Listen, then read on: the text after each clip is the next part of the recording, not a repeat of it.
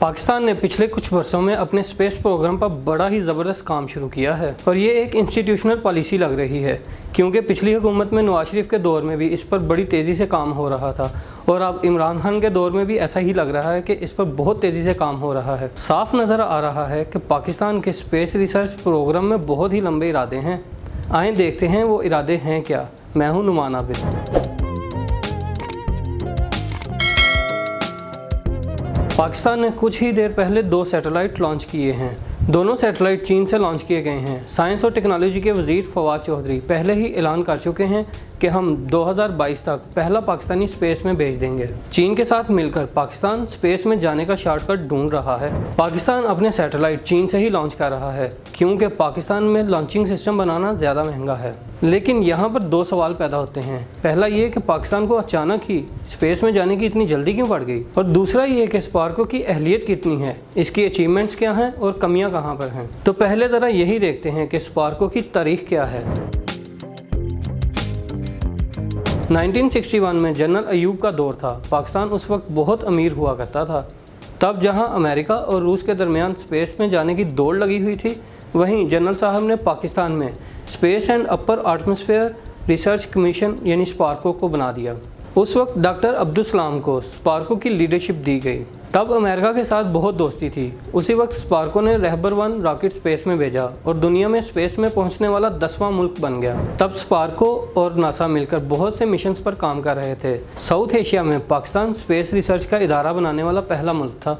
1971 के बाद पाकिस्तान के पास बजट की कमी हो गई और बड़े बड़े प्रोजेक्ट्स पर काम रुक गया, और साथ ही भुट्टो साहब ने स्पार्को की एडमिनिस्ट्रेशन साइंटिस्ट की बजाय फ़ौज के हवाले कर दी।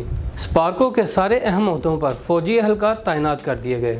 वजह यह थी कि 6 सालों में 2 जंगों के बाद पाकिस्तान ने स्पार्को को डिफेंस के काम के लिए इस्तेमाल करना शुरू कर दिया। जनरल ज़िया ने भी स्पार्को का कंट्रोल फौजी एडमिनिस्ट्रेशन और ब्यूरोक्रेसी के हाथ में ही दिए रखा। वैसे स्पार्को की मिशन स्टेटमेंट ये है कि ये इदारा पाकिस्तान की मुआशी और मुआशरती तरक्की के लिए बनाया गया है।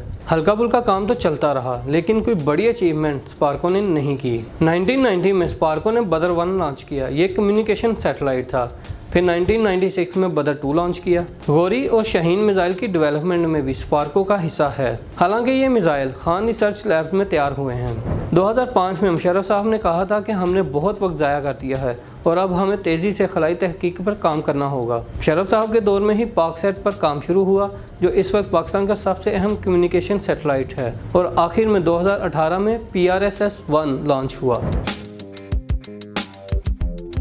PRSS सैटेलाइट्स का नेटवर्क है जिसका मुआहदा CPEC के मुआहदों में शामिल है, और पाकिस्तान चीन के साथ मिलकर ये सैटेलाइट्स खला में छोड़ रहा है, और ये पाकिस्तान का डिफेंस सैटेलाइट सिस्टम बनाने की तरफ पहला कदम होगा। ये सैटेलाइट्स हैं जो जियो सेंसिंग करते हैं, और ये वो सैटेलाइट्स हैं जो निगरानी कर सकेंगे। बल्कि वो वक्त भी जल्दी ही आ सकता है कि पाकिस्तान सैटेलाइट गाइडेड मिसाइल बनाना शुरू कर दे। स्पार्को का बुनियादी और अहम मकसद ये था कि वो पाकिस्तान की इकानमी बेहतर करने के लिए अपना किरदार अदा करे और पाकिस्तानियों की ज़िंदगी बेहतर बनाए। मिसाल के तौर पर सैटेलाइट्स हमें पहले से ही ये बता दें कि किस इलाके में दरख्त कम हो रहे हैं, ताकि वहाँ पर दरख्त उगाने का कोई बंदोबस्त किया जा सके, या फिर ये बताए कि किस इलाके में ज़ेरे ज़मीन पानी कम रह गया है, ताकि वहाँ पर नई झीलें बनाई जा सकें, किस इलाके में कौन सी फसलें काश्त होनी हैं, किस इलाके में सैलाब का ख़तरा है और कौन से इलाकों में डैम बनने की ज़रूरत है, और कहाँ नए शहर बसाने चाहिए।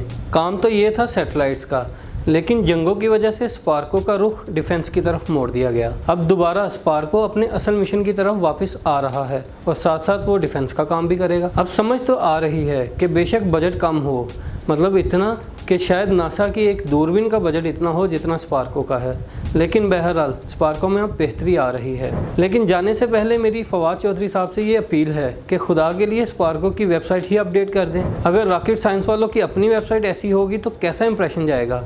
दुआओं में याद रखिएगा। मिलते हैं अगली वीडियो में।